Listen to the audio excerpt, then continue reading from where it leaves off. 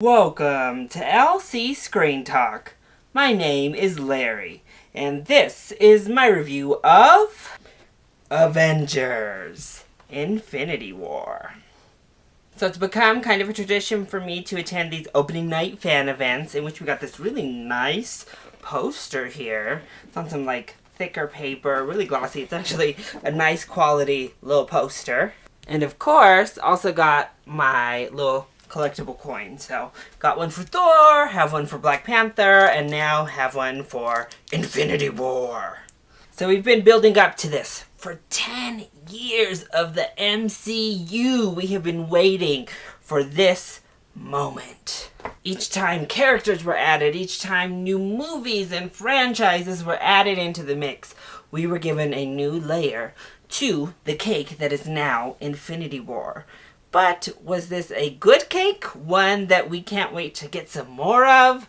Or was this cake a little bit sour? Nah, it was pretty frickin' good. So let's go ahead and talk about those positives. First of all, the big positives are the action sequences. This film, for being as long as it is, flies by. And that is because it is so fast-paced and it has a lot of really good action set pieces. Pretty much every single action set piece in this film works. None of them felt underwhelming. None of them felt, that was okay.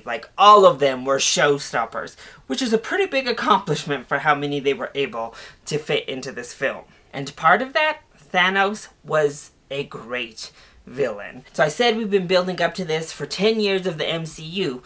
We've been building up to Thanos in particular for such a long time that it would have been pretty easy, actually, to have him be a letdown in this film. He is not. He is threatening. He is powerful. He is a fantastic villain. He has character. He doesn't feel cartoonish. Really, a great villain that lives up to the building we've done for so long. Our heroes also were great as usual. This movie, if anything, just confirmed Thor as my favorite Avenger. He was so awesome in this movie. Just so good, from his comedy to his action to just everything. So good. The Guardians being added in finally was good and bad. They were both a positive and a negative for me. But I did like their banter with Thor in particular, and I really enjoyed that we got some more Gamora. Gamora really had her moments to shine, and we got some backstory with Gamora here, so that worked really well for me. I also really enjoyed Benedict Cumberbatch as Doctor Strange. I thought he was really nice.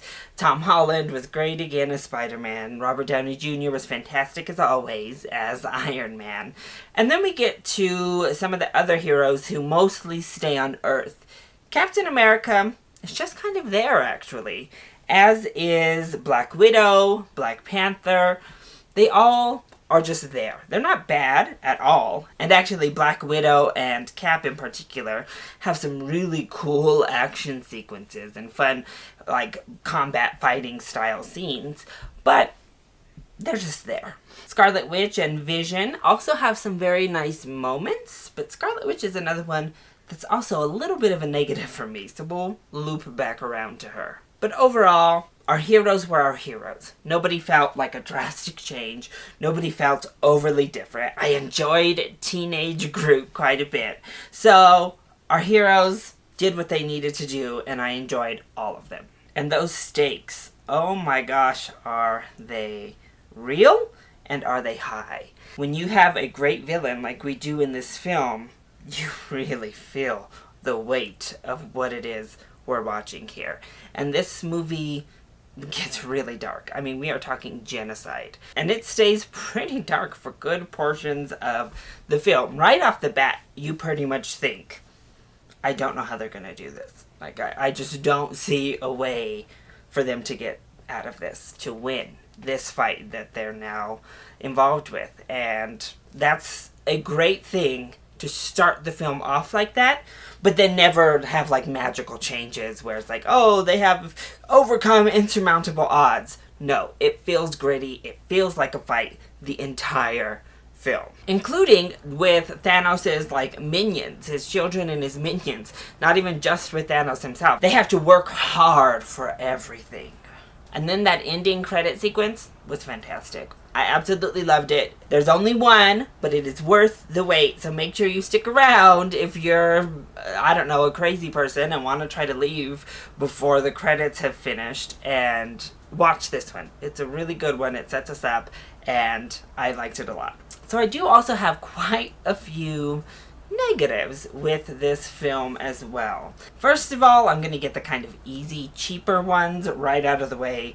Some of that CGI did not look good. I know the budget on this film was huge, but some of it didn't look great. Involving Mark Ruffalo and the Hulkbuster didn't look great. As well as the main minion at the beginning, the kind of like lead henchman for Thanos, I thought looked horrible. I thought his whole character was horrible in general, and I just, for one, I didn't like his design to begin with, but I did not like his look at all. Sometimes Thanos himself looked a little bit wonky. The effects would go in and out of looking really, really good, and then there would be a little bit of droplets of, that wasn't so good anymore. And then let's loop back around to the negatives I mentioned during my positives, starting with the Guardians of the Galaxy. At this point, Drax is an insufferable character to me, actually. And I got to a point where I was like, ugh, can we kind of just kill him? Can he be the sad death of this film? Because his lines are just, it's too much for me. This style of humor that they've imposed upon Drax, it doesn't work. It didn't work in Guardians of the Galaxy 2, and for me, it really did not work in this film either. He had maybe one good joke that landed, but everything that came out of his mouth was just so incredibly stupid. And for that fact, Mantis said a lot of really stupid stuff too. And in general, this movie kind of boils down to the Guardians of the Galaxy doing stupid things. Like, they just do dumb thing after dumb thing that leads to bigger consequences happening. It's because of them that a lot of these things that aren't good take place, and it was just really dumb decision making and pretty contradictory to what we had seen or heard come right out of their mouths before.